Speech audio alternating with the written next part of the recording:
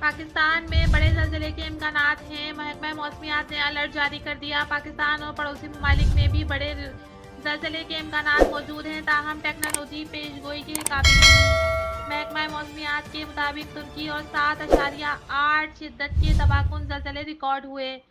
ہر ملک میں مختلف علاقوں میں آنے والے زلزلے ریکارڈ ہو رہے ہیں، جن کی شدت کم اور درمیانے درجے کی ہوتی ہے۔